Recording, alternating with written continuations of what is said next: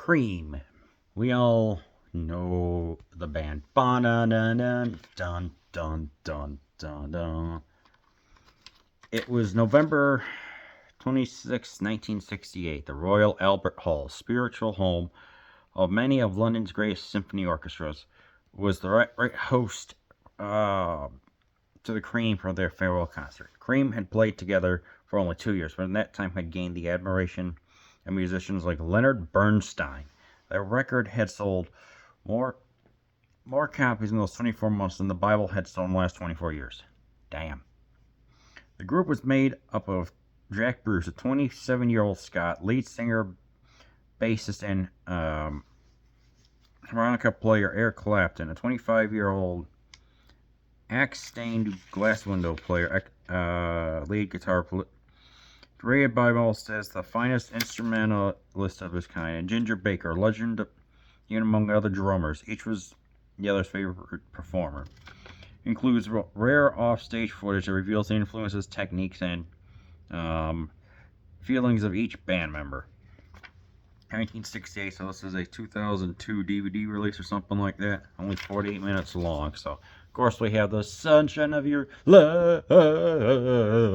However played song. Oof. Yeah. That one's played with a little bit of energy in front of a raucous crowd. You even know this one. Politician's got kind of a menacing, almost, don't want to say like playful tune to it, but just the lying and hypocrisy that goes on with them is highlighted in the lyrics and song structure. You'll hear, and when you read the lyrics like that, you'll understand exactly what is going on.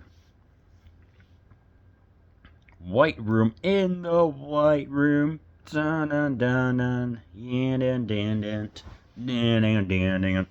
You've heard that one before. It's got the blues refrain. It's just got the almighty sound to it. My personal favorite spoonful on here, which is the blues classics, spoonful,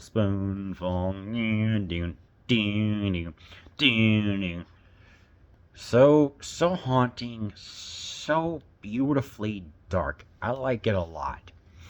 It's when you just watch and you just hear it's performed with just a little bit more energy than the 2005 concert or the studio version. This may be actually, in my opinion, one of the premier versions of it. Toad is Ginger Baker's drum solo. That man is just going all around on that. When you're just looking, you're just watching where it's like, just like that, just drumming away, almost like a toad hopping. Get it? And then, of course, I'm so glad. Don't know what to say.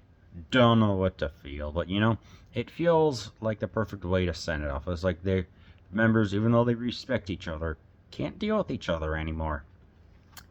Of course, in between all the great performances, you have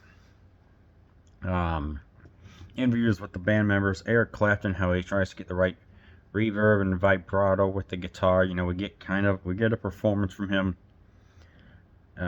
Jack Bruce has his own. He's in there for a little bit with an interview, but we get probably the highlight is, of course, Mr. Peter Edward Baker, Ginger Baker, because his hair is redder than mine. And we get to hear him with his technique and how we get a 6-minute impromptu performance in which it's just astonishing to look at. Of course, Clapton would go on to have the arguably the best, most, how do I say it? He was the most popular member. Jack Bruce would, of course, do his own stuff, and Mr. Ginger Baker would he was a world-class drummer, truly all of his own, with all the big band musicians playing in them, performing in them, and bringing in world music, playing with Ginger Baker's Air Force, amongst many others. And they would eventually reunite for the 2005 Royal Albert Hall performance. But in my opinion, this is kind of like the perfect send-off for Cream. So if you ever get the chance, I do highly, highly recommend you watch Cream. farewell concert.